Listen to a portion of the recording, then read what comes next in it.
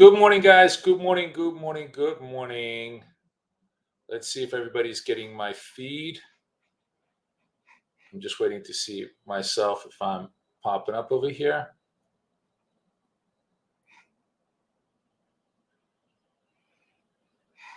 All right.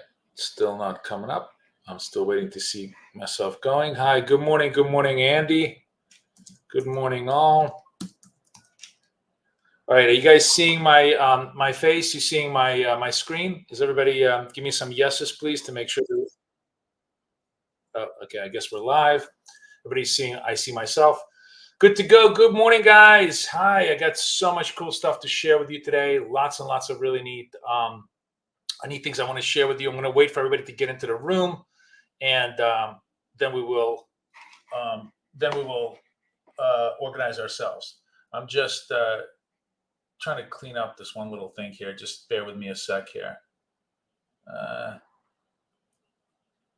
Market open.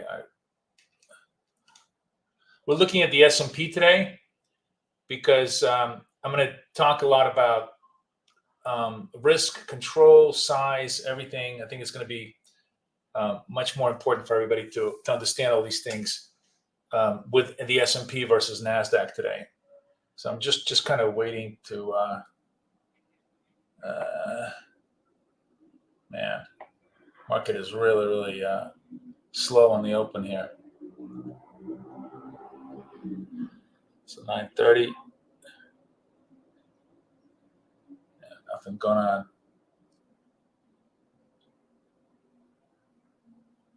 Popping up. I'm just trying to close out this one little trade here before I start talking about everything, guys.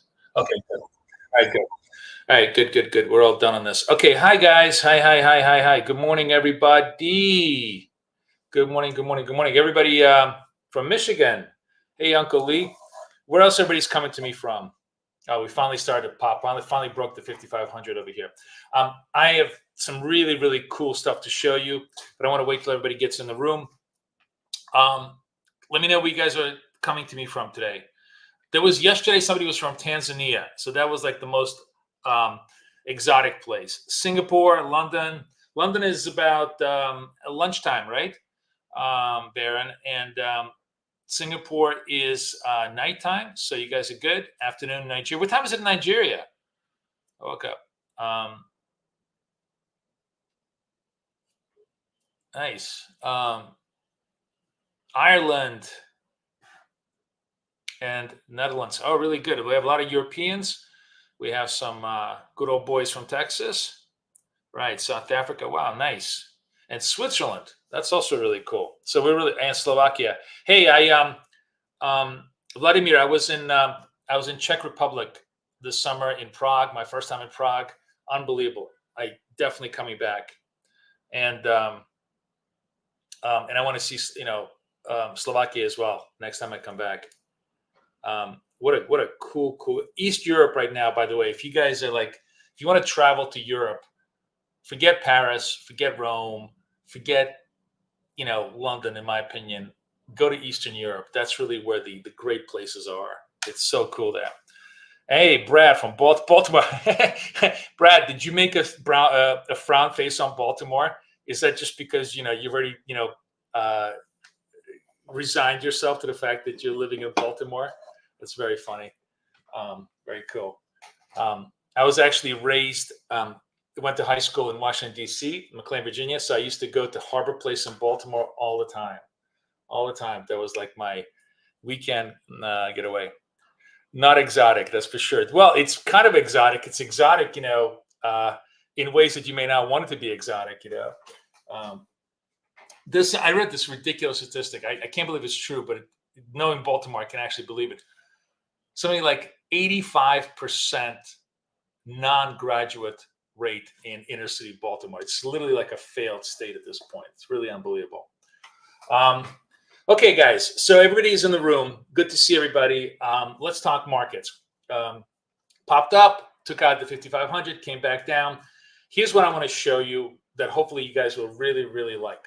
So I have simplified my BK scalper. And by the way, you guys want the BK scalper, you can get it here I see a lot of people already signed up. Yesterday it was nice to see you guys.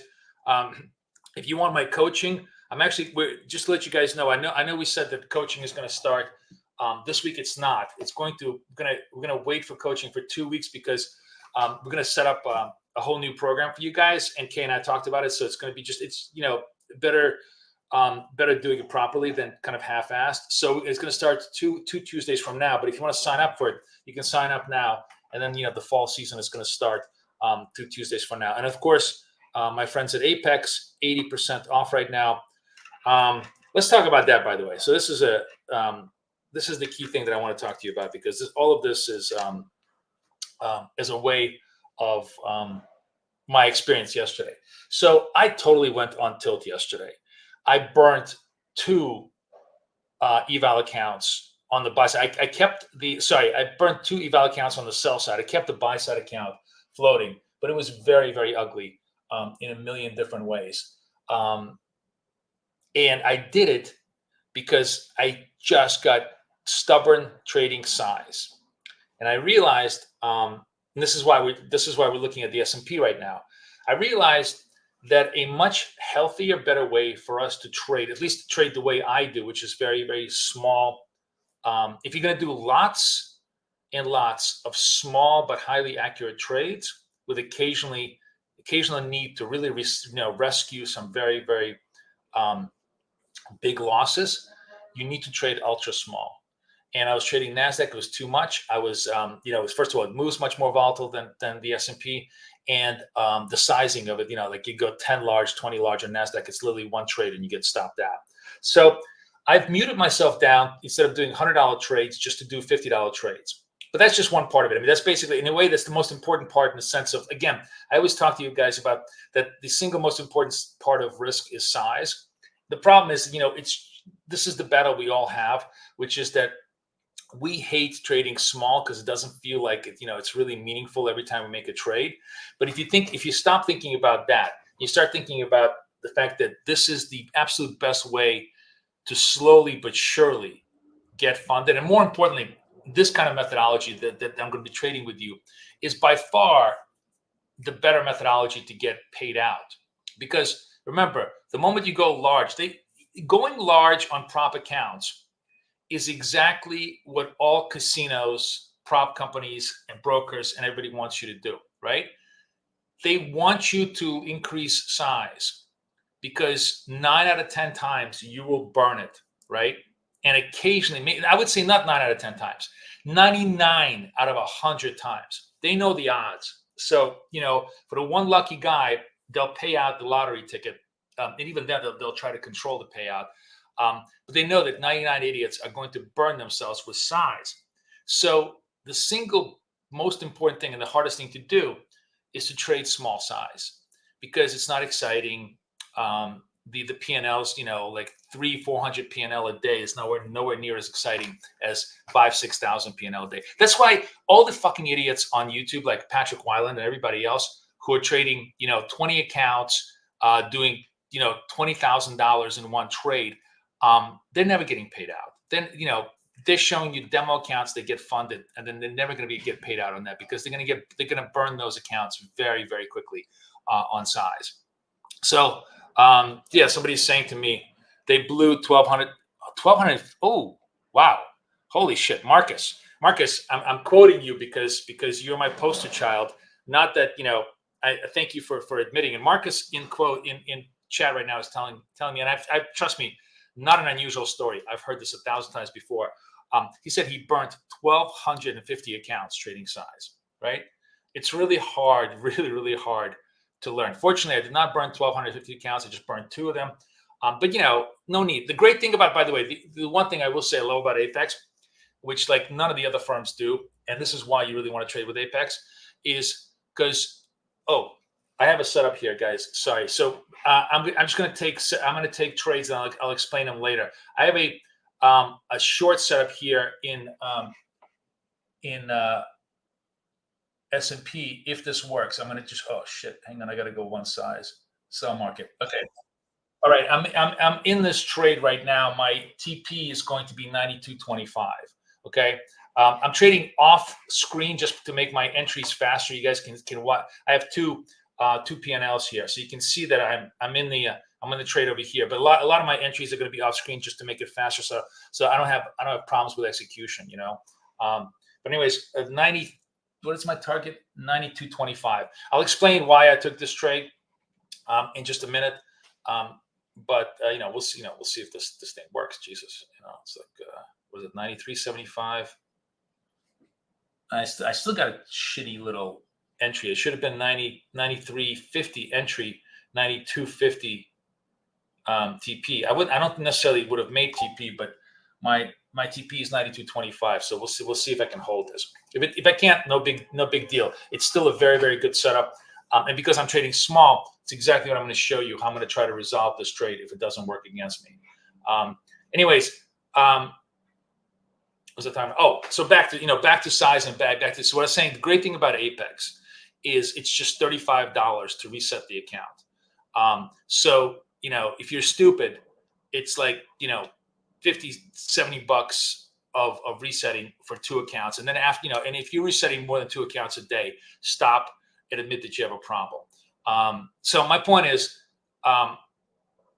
they make the pain a little bit less painful, but the idea here is the most important idea. I think I'm gonna just try to see if I can audit myself in front of you guys.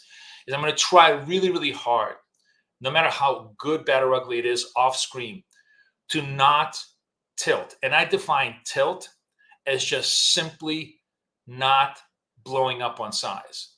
Even if I'm minus 5,000 in the account on a $6,000 drawdown, I'll show that to you over the next week. I'd rather show you the ugly negatives than try to tilt, as I really don't want to be tilting anymore.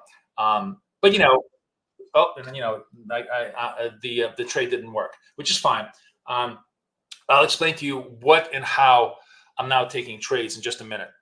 But the point being is we start with small size so we don't get hurt, right? That's the number one issue. Does that make sense to everybody? So what is this saying? Marcus is saying, it's great for Apex when everybody fucks up their account that pays. It is. It is. Like it is. They're not in the business of, they're in the business of making money, right? Like every casino, like every brokerage, like every other institution, right? They're facilitating for you the way to play the game, but it's your job to play the game properly, right? So it's our responsibility to play the game properly. So somebody says better get a new account. So Beefsteak, that's true if you're doing like a small account, but if you're doing a $250,000 account, it's much, much cheaper to do the reset at 35. Much, much cheaper. Okay.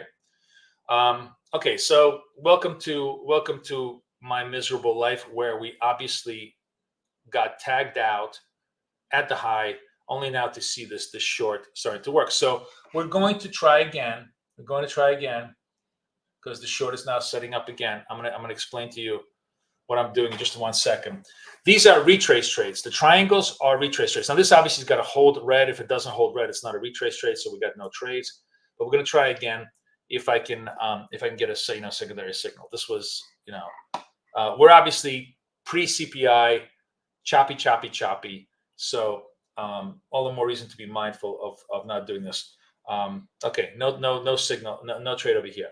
So while charts are kind of setting up, let's talk through, and I'll explain to you how the BK Scalper looks and works now. First of all, BK Scalper now can have labels, scalp labels on it. So if I go show scalp labels, you'll see that it's showing me momentum scalp labels, right? Or it can have no labels. Now I prefer to have no labels, to just have clean symbols. The circle symbol symbolizes the momentum trade, right? Let me understand that. What is US 500? That's the S&P 500. We're trading the S&P 500 right now. The S&P 500, okay? The most liquid product in the world. Do I have it for NT8? No, I don't. I don't, but we might have it eventually. I might have some guys write up for NT. But I recommend everybody trade Evade and Trading View. Those are the simple, easy ones. Okay, so momentum trade. Let's just talk about rules, right? Here's the rules that I want everybody to follow on this particular setup. Obviously, greens are upside momentum trades. Reds are downside.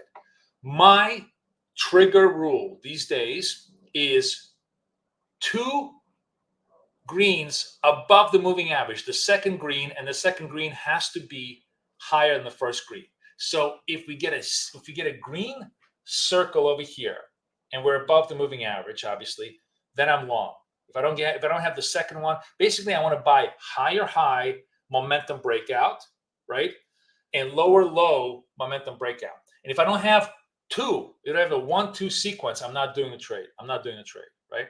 And this 1-2 sequence is universal for momentum trades, for retrace trades, for turn trades, right? We'll talk about turn trades last, but what you saw me do here was a 1-2 sequence on retrace. Unfortunately, I just sold the bottom, right? I just, I ate the bottom, which happens, no biggie. And, we will, repair that trade as the day goes by. Now, that is always going to be the case. There will be it once, twice, maybe even 3 times a day where you're going to eat the bottom or swallow the top. Just swallow the absolute top tick. It's inevitable. You're buying continuation. You're looking for continuation signals, and you're obviously in a choppy environment. Kind of those signals are going to fail. Now I have a long setup. Now I'm going to go to my long count 42s to buy. And I'm long this. And again, I got done. I'm sorry, it happened so fast off charts, but this was the trade. Where am I? 40. I was in the 42 account. So here I'm in the 42 account. Long here, long here. Why did I take this trade? And again, remember, the whole idea is you snooze, you lose. Double positive higher high retraces. You see that? And the way I counted higher is just from off the lows, right? On the greens, we just basically wanted it off the lows. It's higher low, great, take that, right? As long as you got some, you can almost visually see this. The beautiful thing about creating this whole visualization, you can see these are higher triangles, right? These on the other hand, by the way, not quite higher triangles. I mean, they're okay. This one is actually a lower low, so you could have passed up on this. Now this would have worked, but this was obviously a little bit more problematic as far as this. This was a clear low. It wasn't good, but this one was a higher low, and I would have taken this, and it would just simply floated this out and traded. Again, is it a perfect setup? Absolutely not. But is it the best possible setup? Absolutely. What I mean by that is making sure that you have that 1-2 tap above the moving average, 1-2 tap below the moving average, whether it's a retrace trade, whether it's a momentum trade, and then we'll talk about turn trade in a little bit. Makes it a huge difference in making sure that you have the accuracy to make the trades, right? So let's kind of orient ourselves as to where I'm at. I've resolved my positive long trade, right? I'm stopped on my short trade, right? Now, there's 2 ways I could just deal with my stop out. And maybe for the next couple of days, we'll just do it the absolute easiest way, which is that I'm just going to take the next trade. I'm just going to try to make back. I'm not going to lever up. I'm not going to increase my size. I'm not going to wash away my losses on size. Just because I want everybody to get into the mode of like, okay, I lost, I'm going to keep trading. And the idea is at the end of the day, maybe I'll be 10-2, maybe I'll be, 12-2 on my shorts. At very worst, let's say I'll be 5-1, or maybe even 6-2, maybe I'll be 6-2, even money. That's even money, not increasing size, not washing away my shorts. And so that I'll make money on my long side, and my short side account may suffer a little bit. Better slow than dead. That's my motto. Better slow than dead, right? And so this is a very, very hard thing to do. I'm gonna try and do it with you guys and just modify my own behavior the way I'm asking you to modify it. And see if we can first do that, because my natural instinct of what I do off screen is I will go 4 times the size. The next time I get a sell signal, I would go 4 times the size, wash away that loss, and just simply keep going and work the P&L on both sides of the balance sheet. So the long account would get profitable, the short account would get profitable. But we're not going to do that. We're going to just eat our loss and try to work it off slowly, just to give ourselves better conditioning. So what are we looking at right now? Right now, I have the retrace signals over here. I have the momentum signals over here. We have the first red signal over here. What I'm looking for is actually a second, right? I want 2 momentum signals. The second momentum signal is the one I want to take. Now you're going to say to me, oh, if you took this first momentum signal, you would have already made money. It's true. It's true. You certainly can do that. But the flip side of that is, the reason why I don't do it is because the really high caliber trades are usually lower lows, higher highs. And what you see here is that this is not a lower low off this candle. This is either at best equal to a higher low. So I really want to have, the reason why I have 2 is to establish the lower low, higher highs. And by the way, if the second one is not higher high, or the second one is not lower low, it's not a trade. So having 2 is not a determinative factor. Having the proper slope, declining slope in price, increasing slope in price for the upside to the downside, that's the defining factor that I'm trying to do here.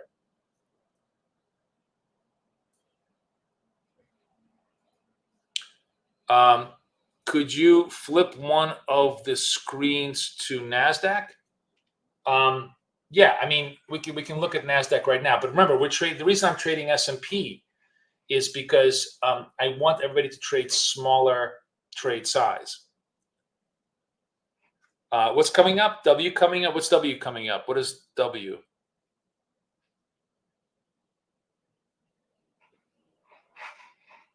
Let's take a look at the news calendar. Do we have anything today?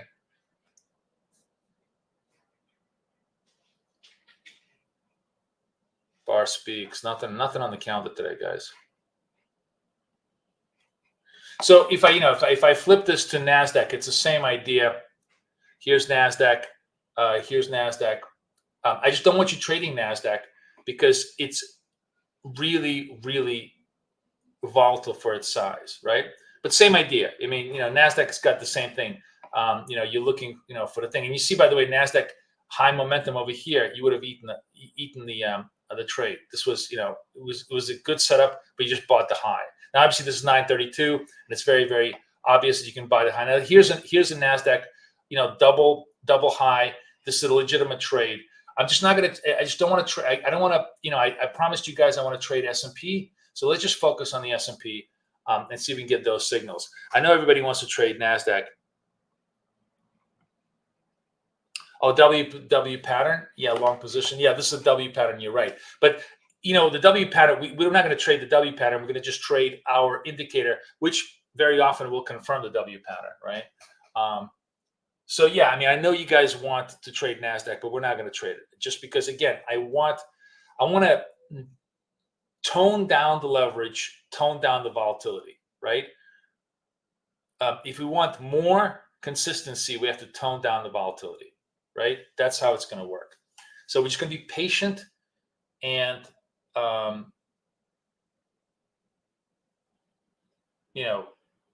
discipline in terms of just trading S&Ps and just waiting for those signals. We got no signals on either side. I don't even have close to double signals. Okay, now I have the first green, and I want 2 greens, right? Remember, I want 2 greens on the candle, on the chart. The idea is come up above the 8-period moving average, give me 2 greens. Come below the 8-period moving average, give me 2 reds. Whether those reds are retraces, momentums, or anything else, give me those signals before I pop off and go.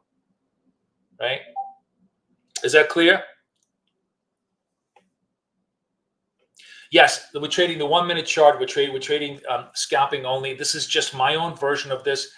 We can talk a lot about how everybody else trades a very different version of this stuff in my room with much larger, much bigger targets. I'm just showing small successful, very, very limited risk trades as many times as the market, gives me the opportunity, because the function here is for you guys to see as many trades taken as possible. So you learn. It's all about, when you learn to play tennis, what's the number one thing they make you do?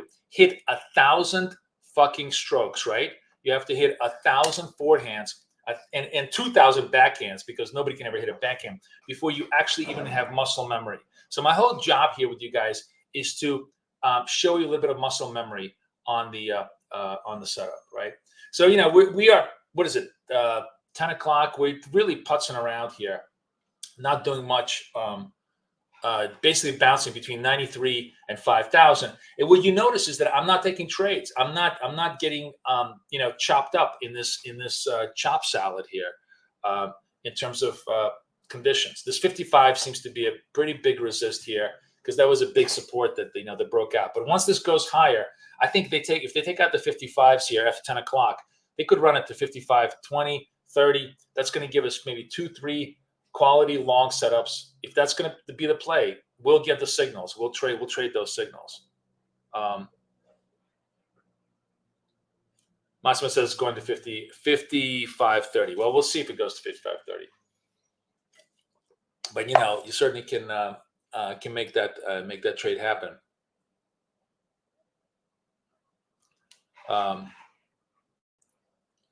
Okay.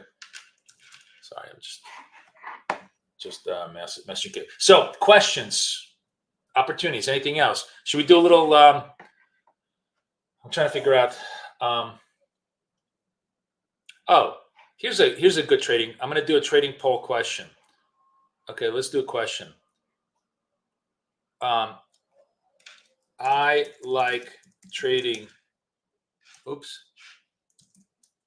I'm going to give you 2 choices. No, 3 choices. Momentum,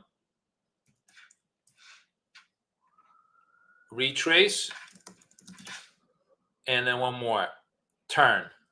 First of all, let's see how many degenerates are out there. Anybody who chooses turn is a complete degenerate. So, you guys know exactly where I stand. Massimo is telling me 55 is inevitable. Those are famous last words. Nothing in life is inevitable, certainly not targets, but it'll be good if it happens. Right now, nothing is inevitable. 5,500 is pretty much cement ceiling, right? We're just really dicking around. There's nothing going on, and it's perfect. We don't have any signals. We're not taking any signals. We're not jumping, needlessly into trades, right? I talk about stop loss on my scalps, and do you generally go 1-to-1 risk reward? Oh, excellent question, Parth. So no, Parth, I have a horrible stop loss. I have a really, really bad risk reward ratio because we're looking for very, very high accuracy trades. I'm trading 1-to-4, 1 point profit, 4 point stops.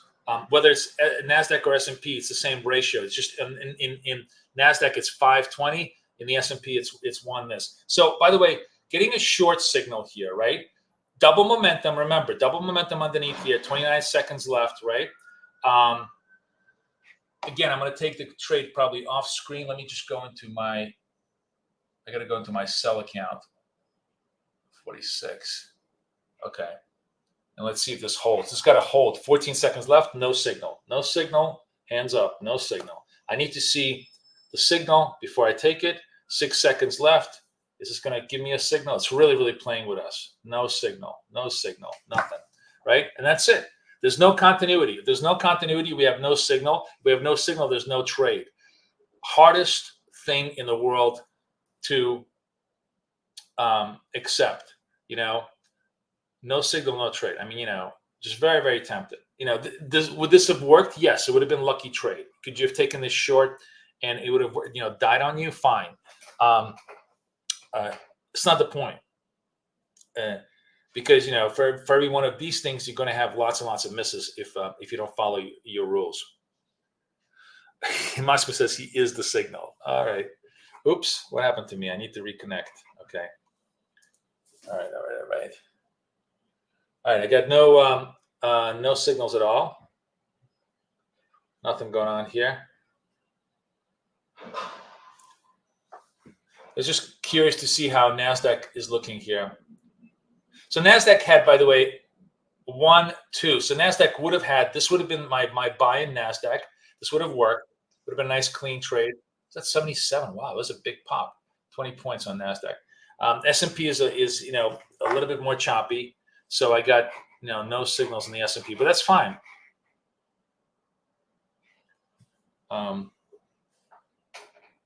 I'm waiting for, you know, for things to develop. I don't want to hop around between different instruments, even though it's very tempting. Just because, again, I said focus is the most important thing. I'd rather, you know, I'd rather us focus on one instrument and you know, do a good job. I'm trying to. The two non-volatile instruments, the instruments where you really don't have huge volatility, is the Dow and the S&P. So maybe, you know, if we want to just sort of stick to our basic thesis, I want to trade non-volatile conditions. So shit, see, I should have traded. I should have. So maybe we can look at the Dow and the S&P as our signal. Because if you look at the Dow, this would have been a short signal. This is still a short signal here, right? This is a lower low. Sorry, I'm missing the trades because I'm just kind of watching them to show you. But yeah, maybe what we'll do is, to make our life a little bit more interesting, we'll flip around between Dow and the S&P so that we can. Here's what we're going to do. So this is S&P. To make our life easier, we're going to duplicate this, and we're going to put the Dow conditions right here. This way we can watch both at the same time. So this is the Dow on retrace. This is the Dow on momentum, right? And that way we can flip around between the two super fast, and we can take trades when need be, right? Let me look at my Dows. Here's my Dow. Yeah. Okay. Super. All right. No signals on the S&P, but now we can flip around to Dow, and I think that's okay for us to look around. Now we're late. I already missed all these signals. Again, the other rule they want to do is that if you miss the signal, don't trade the signal. The other thought I had is, what defines a signal, and what do you mean by signal? A signal is, as I've been saying this for the last 10 minutes. We're looking for either, this is momentum trades, this is retrace trades, right? It doesn't matter whichever one we want. What we're looking for is a 1, 2 lower low. So 1 red, 2 red, lower low, yes, get short here, right? If you want to give yourself even more definitively, 1, 2, this is definitely a lower low, go short over here. Same idea here. 1, 2 lower low, maybe this is not, you don't consider that to be quite a lower low, then you definitely go over here, right? We're trading clean, clear momentum signals, right? When they happen. So below the 8-period moving average is going to be the red ones. Above, it's going to be the green ones. Oops, sorry. Now I gotta learn how to flip my tabs. On the S&P, I don't have any signals right now, right? On the S&P, we don't have any signals right now. So we've been kind of focusing on the S&P, and that hasn't really given us much stuff. But now I think we. Oops, God, I gotta teach myself to flip tabs. But now, you know, we can trade both Dow and the S&P interchangeably. They're both $50 trades. They're very, very low volatility, so they're not going to impact our P&L much on the next side. What is the difference to the super scalper? It's, you know, the super scalper was like an early version of a lot of this stuff. It's honestly not much of a difference, right? It's all like, you know, early versions of the same idea, momentum. This is a much more comprehensive, much cleaner, much better, you know, instrument of stuff. Okay, so what do I have now here? I have my first red retrace trade in the S&P. So it's not, because remember, it dropped below the rule of thumb is it drops below the moving average. It's got to show me 2 of them in a declining fashion, right? If I don't have two red signals, either dots or triangles in declining fashion, I don't have a trade. S&P is really, really just putzing around. Dow is already turning itself around.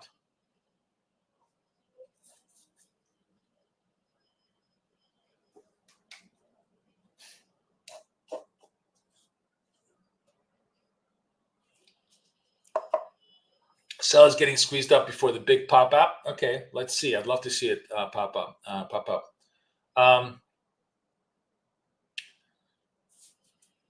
Okay, so this is not a perfect trade, but it's certainly a legitimate trade. This is the Dow, right?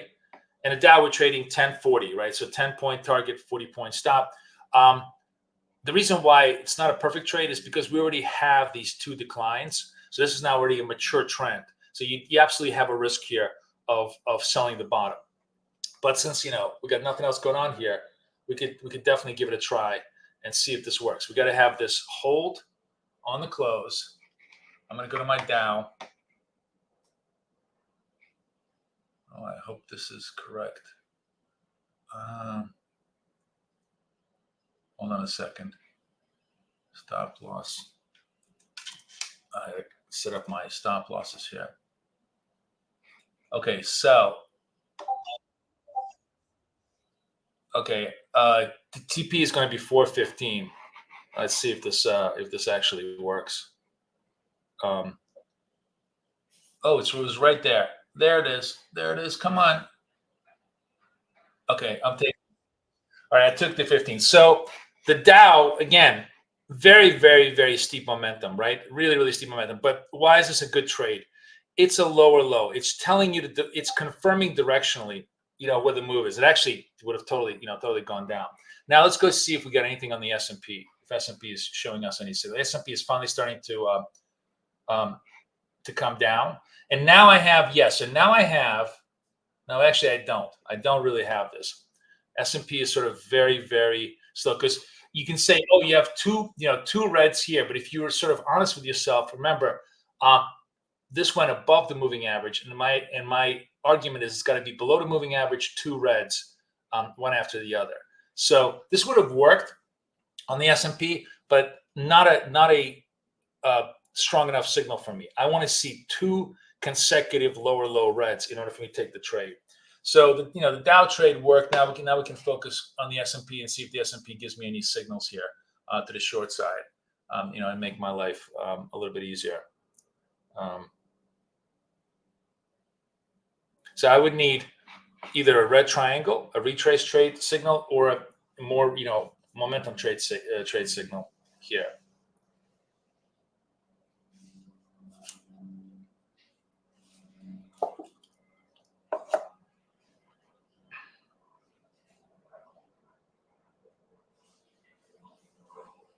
Everybody following what I'm doing here? You guys seeing what I did?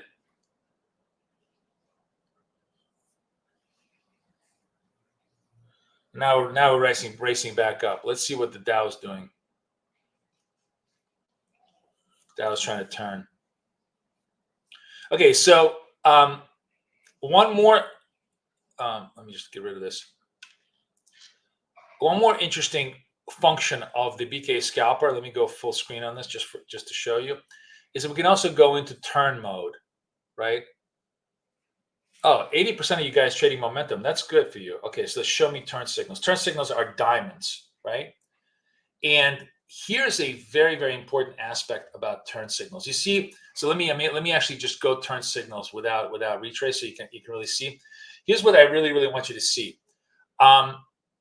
So the key to a successful turn signal, right? A turn signal, by its very definition, the function, the way we capitalize on what is actually a turn, so on and so forth.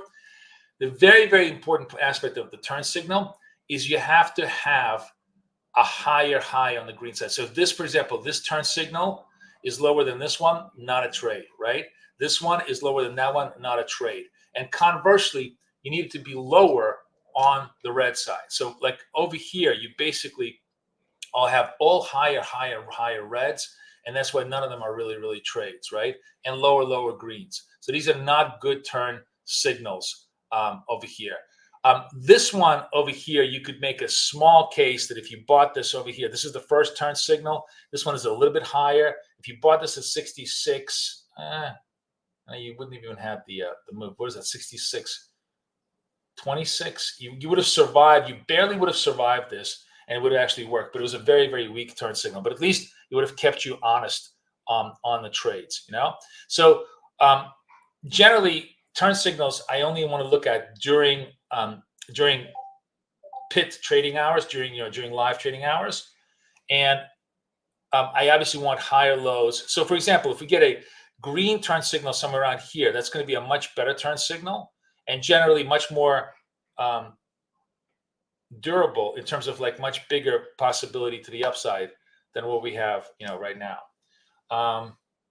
Nothing going on over here. We're back. We kind of popped back up on the S&Ps. Nothing much going on here. I'm watching the Dow also. I've just brought in the Dow because there's really no signals in the S&P. Dow has a little bit more signals, so it's easier for us to trade. Dow is actually kind of a nice.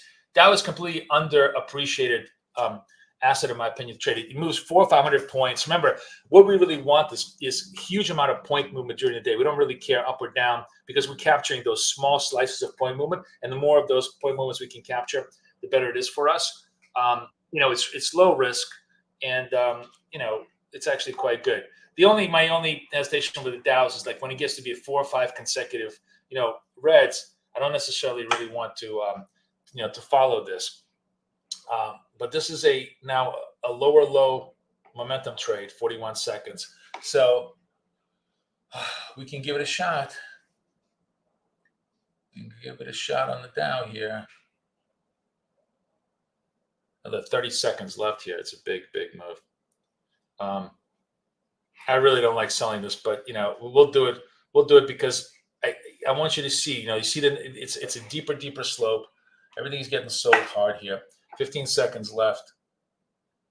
Fresh lows on the Dow, by the way.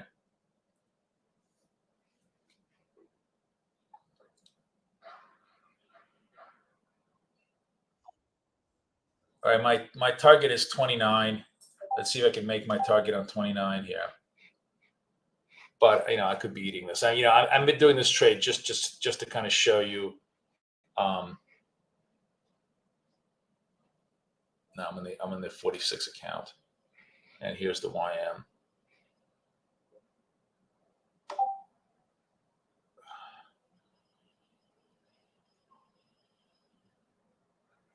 Yeah, it's I'm probably going to eat this trade. This is definitely selling the bottom because this was like the 4th or the 5th momentum dot. I only want to sell the 2nd momentum dot, but we got no trades, so I'm forcing trades just to give you ideas. Small risk, so I'm not going to cry about it. But a dumbass trade. I wouldn't have done this trade myself if I wasn't here with you guys. And I guess that's probably shouldn't be doing these trades with you guys just for for shits and giggles. But this was definitely a shits and giggles trade in the Dow. So what's my target? 29. Yeah, I'm gonna eat it probably. Let's see if it, maybe it'll come back down.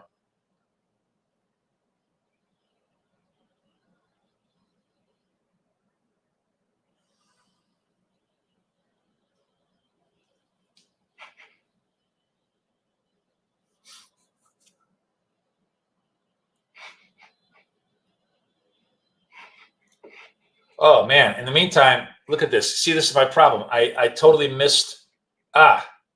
Well, hopefully, maybe this Dow trade works for us. Come on, baby. All right, fuck it. I'm taking it out. It's definitely going to work because it was a shitty trade. Sorry, guys. So what I should have done instead of fucking around is looked really, really hard the S&P, and that gave us a really, really good signal over here. I'm a little bit late on that. Sorry, my setup. But the key thing is I want you to see the proper setup, right? Shit. I'm sorry. So this was 1. This was 2. I should have taken this fucking trade right here. 82. This was a clean setup. I didn't take it. That's like the problem of when you force a trade, you actually miss a good trade. Sorry about that. Okay. We're still floating around. We're still getting good setups. Unfortunately, I still actually have time with you guys today. That's okay. I can hang in there. Spoos was a trade. You're right, Steven. Spoos was a trade. And where the fuck was I? I was dicking around with the Dow because I was just forcing a trade because I was bored. Sorry. This was the trade. Where's my arrows?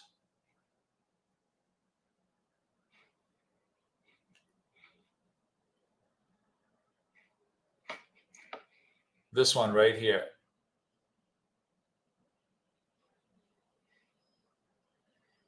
This one right here.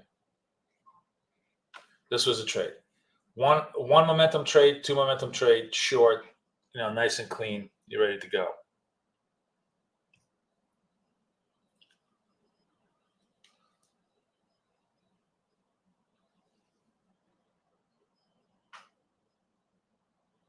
What does the Rocky say?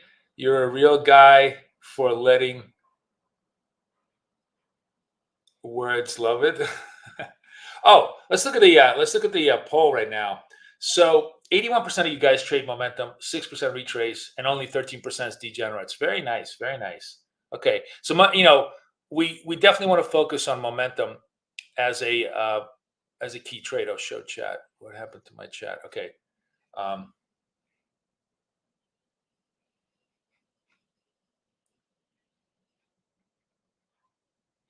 Steven says 5,500 was a brick wall. It really was a brick wall. Massimo, where's your 5,500? Where's your 77 support, my friend?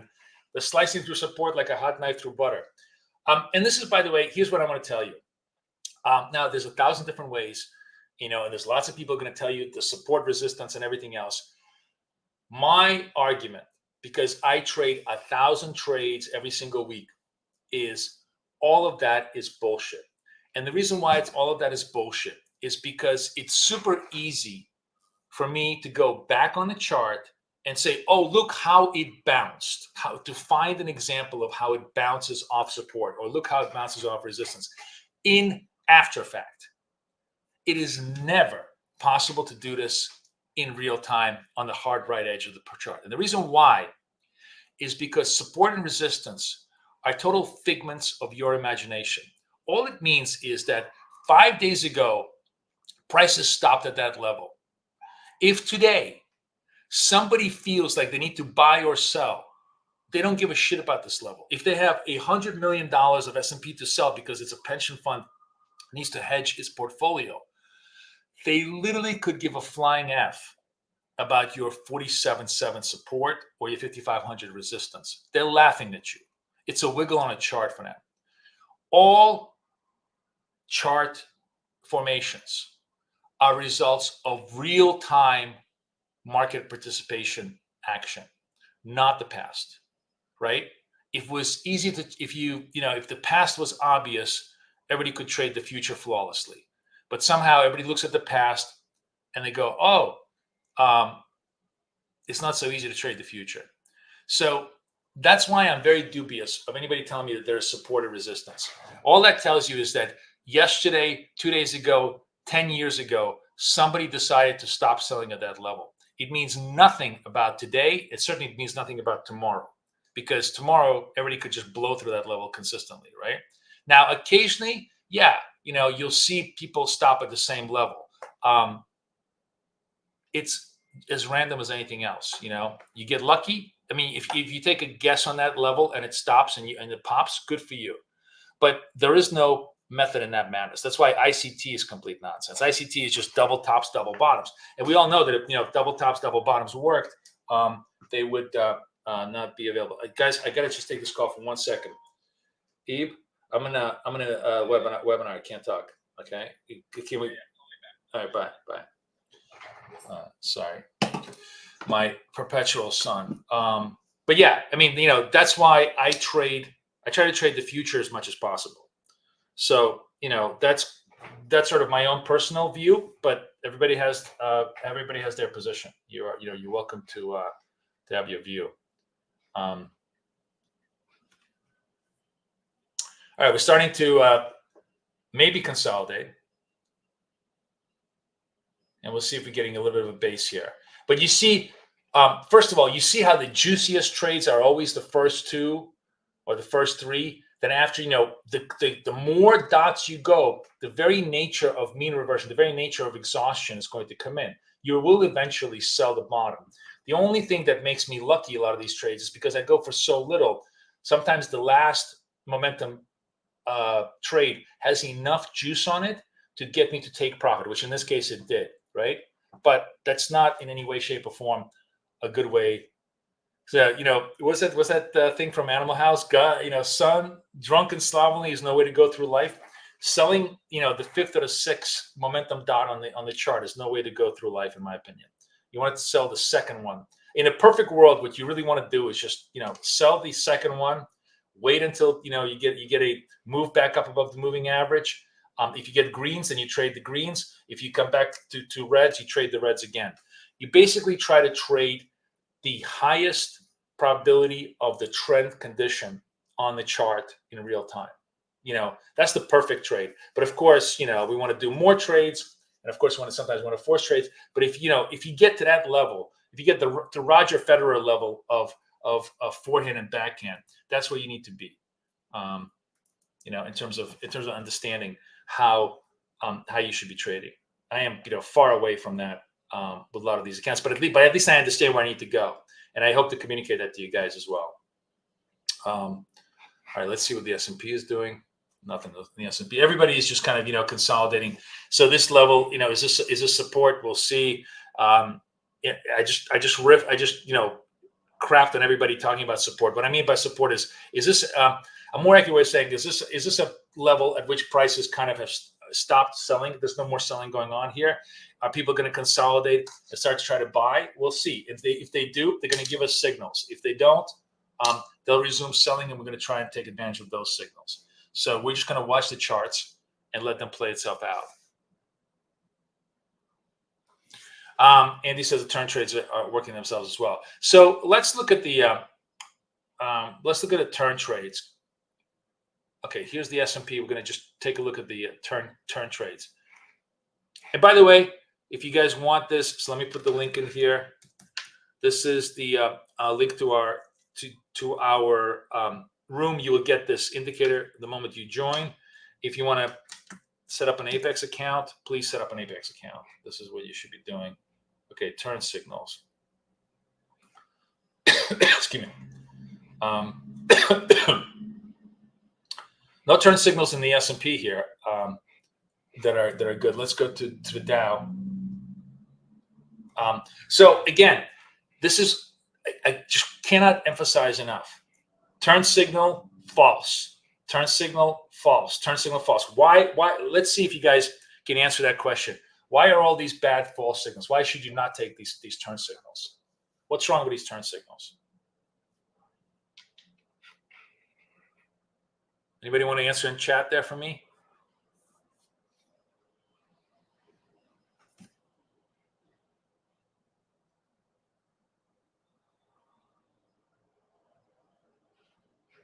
Lower lows. You got it. Zasa Barbartha is getting it. It's lower lows. They're all below the prior turn signal. What you want is you want the diamond. Where's my cursor?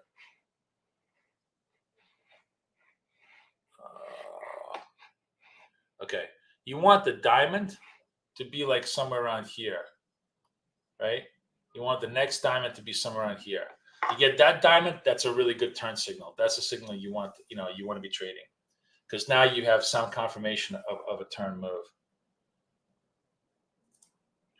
All right, so going back to retraces and going back to S&P, let's see what we're doing here. Nothing much.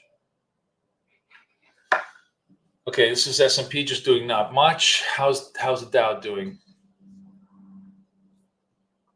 Okay, so let's watch Dow again, just kind of understand my process. We went above the 8-period moving average, right? So if I get a red triangle here, which is a retrace signal trade, I don't take it. I need 2 red triangles underneath the moving average. The second one is my trade. The first one is just setting me up for a possible setup, right? This way, I first of all minimize trades, and therefore minimize hopefully the risk of loss. And secondly, have confirmation on the price level.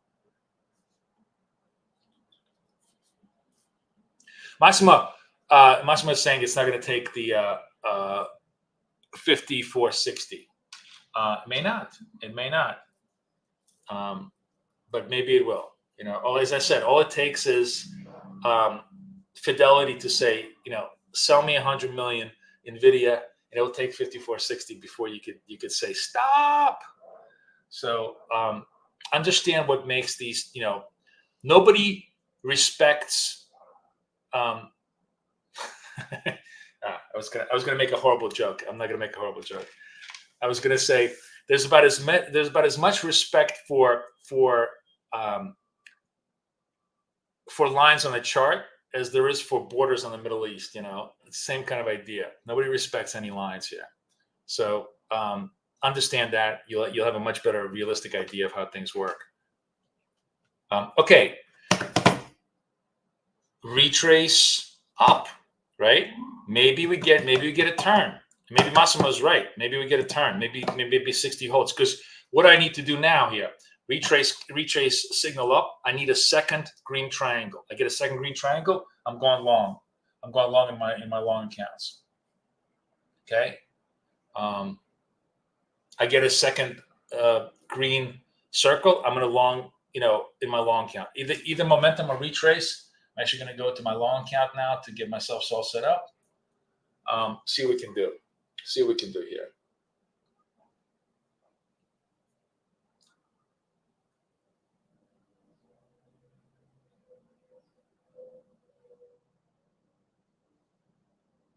Now, you know, could you have taken this first signal? Yes. You could have gone long 77.75, and you would have made the 1 point target, right? Which would have been fine.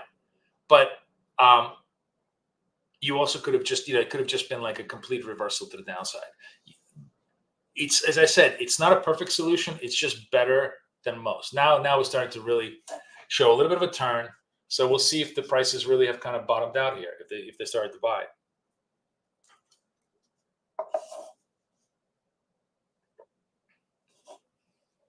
Okay, so now I'm waiting for either a second momentum signal or the second retrace signal to see if we can make a trade here.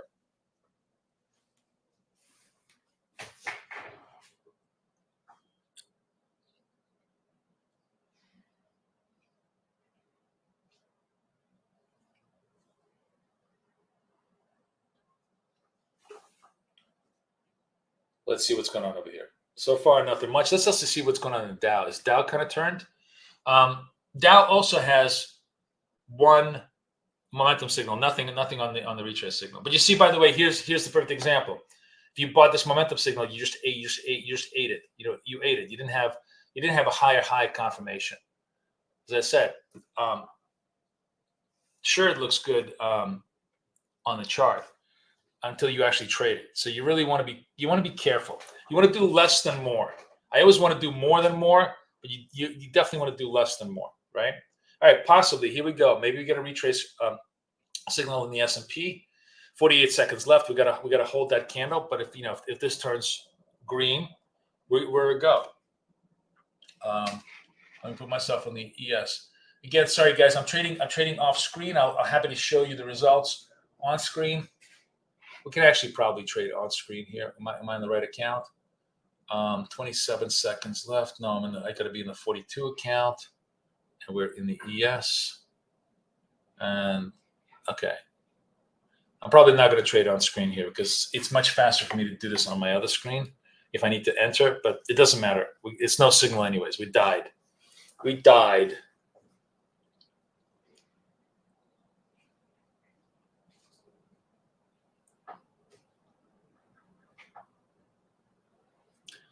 I am using the momentum indicator. This is both retrace and momentum. You're gonna have to watch the. I can't repeat everything I talked about earlier because you have to watch this. But yeah, I mean we're looking for continuity signals. 42 seconds left. Look at that big pop. Nice big pop. Look at this. Holy shit! What a big move. Okay, I just have to be very, very patient with this. This kills me because you're waiting for that confirmation move. This candle is a seven handle candle. This is such a huge candle. This is a real big chase trade. I hate taking this trade because this is way, way too large. Remember, if the candle is more than 4 points, which is my stop, I probably shouldn't be taking it. But I'm going to take it just, for shits and giggles. If it doesn't work, it doesn't work. Um,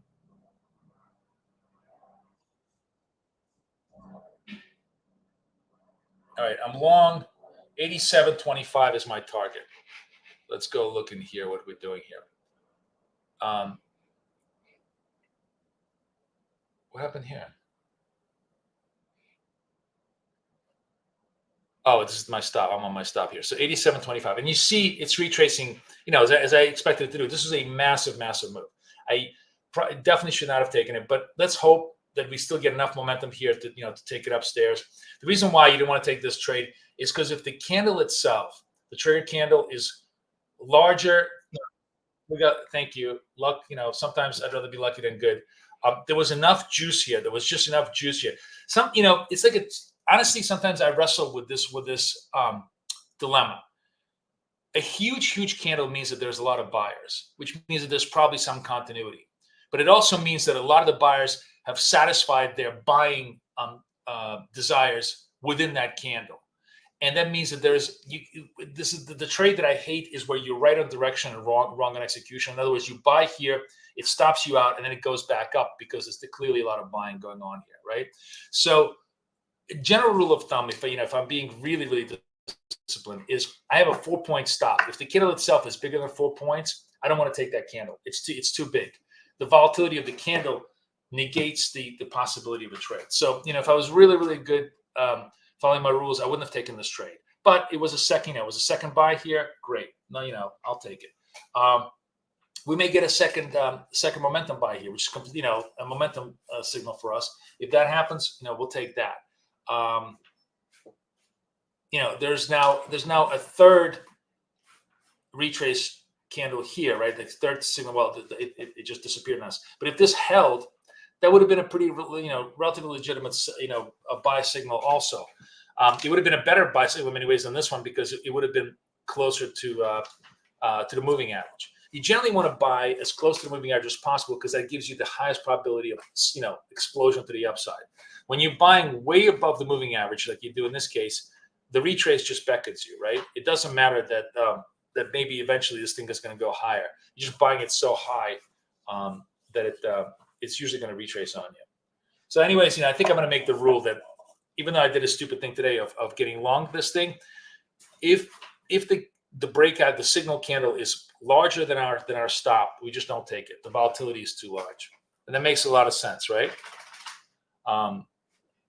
I think, just from a risk point of view, the whole point is I'm instituting a lot more risk control into all of this trading, right? I mean, we're having a good day, P&Ling on almost I only had one negative signal at the beginning of the trade. Everything else got done. But, I'm still taking lots of stupid trades. I'm still taking lots of unnecessary risks. Partly because I was bored, partly because, I'm just putzing around. Let's see what the YM has to show us.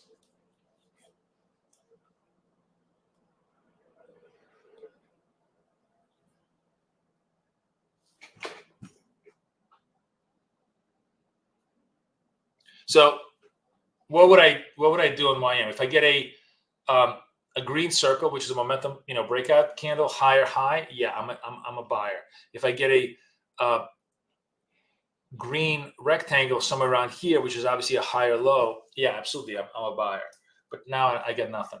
So nothing going on here.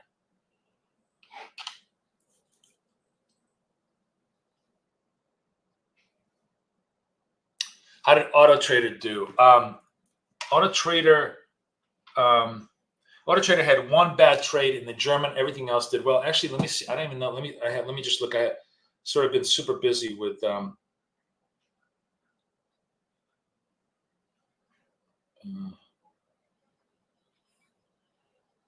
oh, yeah, hold on. I'm just looking at my history here. Oh, good.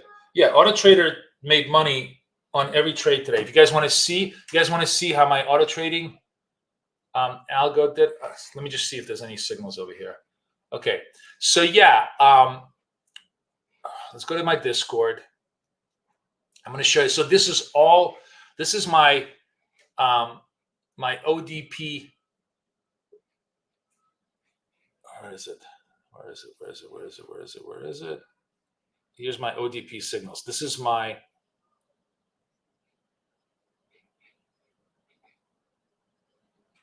Here are my trades. I'll show you. So if you go to today's trades, just going backwards, NASDAQ 10 points, German 10 points. Dow hasn't really traded yet, and then gold got resolved. Maybe no, the Dow got resolved. Dow was 20 points over here. So this is all trading CFDs, obviously. So and then gold before that was 10 points over here. So every trade got resolved today. I will be talking a lot more about my AutoTrader in a week or two. We're just too busy with other stuff right now, and we got to set up the coaching session for next season. But I will be doing a absolutely free webinar for our friends at ACAP that's going to explain. There's a couple of different ways to trade AutoTrader. I've actually configured it in a more what I call higher probability methodology, looser criteria for entry, and just very, very easy P&L criteria, and it seems to be working really well. The key thing, though, that everybody loves about this is it's a set it and forget it trade. I take 20 seconds before I go to bed every night, just simply press the start buttons because I have to activate every single instrument. And then, as you see, I haven't looked at it today, and I'm like, oh, cool. I'm up basically today. I'm up about $800, $600, $800, $900. Of just non-workable P&L. Now that's not every day, but the whole idea is you try to make between $100 to $500 every day in a steady state fashion, trading about one lot on US 30, NASDAQ, gold, and German. German is by far the most problematic. But if you stick to those, even if you stick to those three, you're in really good shape most of the time. Okay, nothing going on in the Dow. Where's my S&P?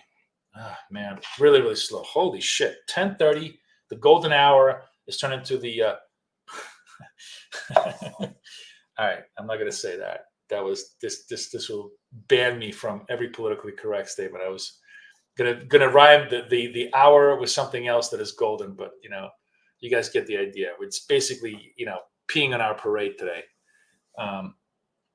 Nothing is moving, no continuities, and it's fine. So that means we don't do trades. It's the only thing that sucks is that we get no signals, no trades, but that is what you got to do. Dahi got my joke. I don't trade Bitcoin because it's very, very illiquid. It's also we trade futures only, and Bitcoin futures are just really illiquid. And for my ODT, for my the other reason I don't trade Bitcoin is because it needs tight spreads. The Bitcoin spreads are just not tight enough for what I need to do. All right, what's going on over here? Looking for red signals here. Okay, let's see. This is interesting. So maybe. I mean, maybe not. I'm looking for a momentum sell signal here in the S&P. As if I get a double red dot, and so far I'm not getting dick all. Either way.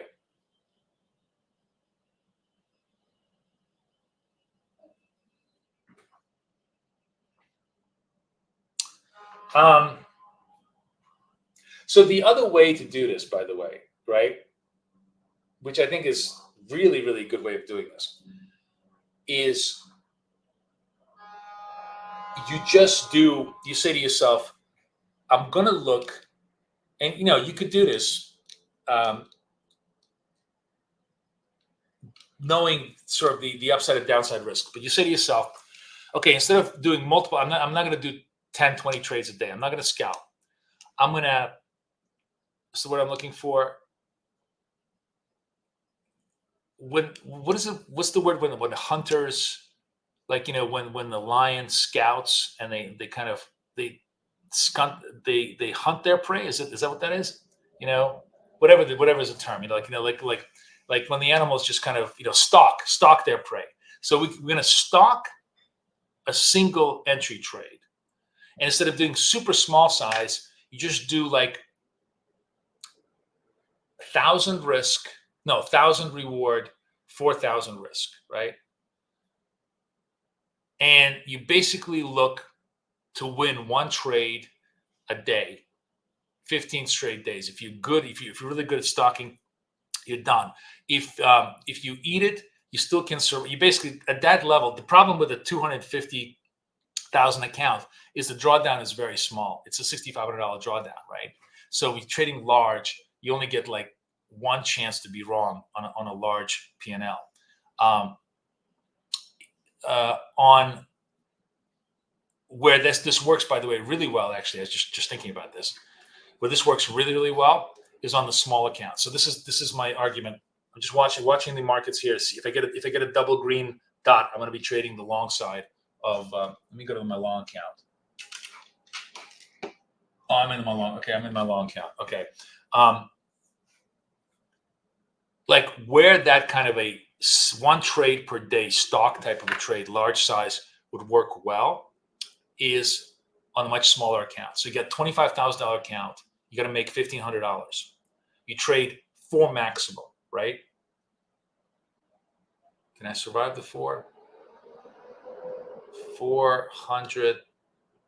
No, you got a $1,500 drawdown. If you trade 4 maximum, if you're wrong on the trade, you blow the account. You blow the account, right? But if you're right on the trade, it's just 3 trades and you're very close to getting funded. You make 3 trades of 400 each. So 3 days of super stocky, perfect entry setup. Like what would be the perfect, super stocky, perfect entry? This, right? You don't have to do much. You just do this, right?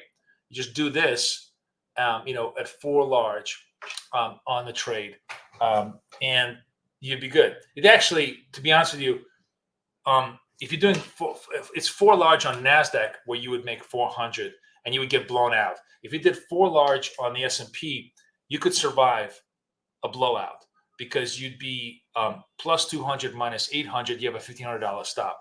Plus 200, basically you have 6 days. You make plus 1,200, and then you can go much smaller and just So basically, give yourself like a week to get the account funded. And maybe if you're sort of super focused, you say, I'm going to do 1 stocked long trade and 1 stocked short trade per day. So it definitely viable approach of just doing large size, giving yourself just 2 chances to get blown out. So if you get blown out, if you miss the trade, you can still stay alive and keep the account. But that way you get funded much faster. The problem with that is that you really want to focus on the setup, and it could that could be fun. I may actually do a couple of small accounts with you guys and just do that 1 trade per day, because I think it's kind of there are 2 types of personalities. There's the personalities like mine that constantly need adrenaline rushes and just basically ADD and need to do 20 trades to just feel legitimate, or there are personalities that like to just find 1 good setup and hit it. And I think we can do both. Certainly, this indicator can help you do both. Maybe more intelligent. So let me know if you guys want to do that. Maybe we'll do that next week.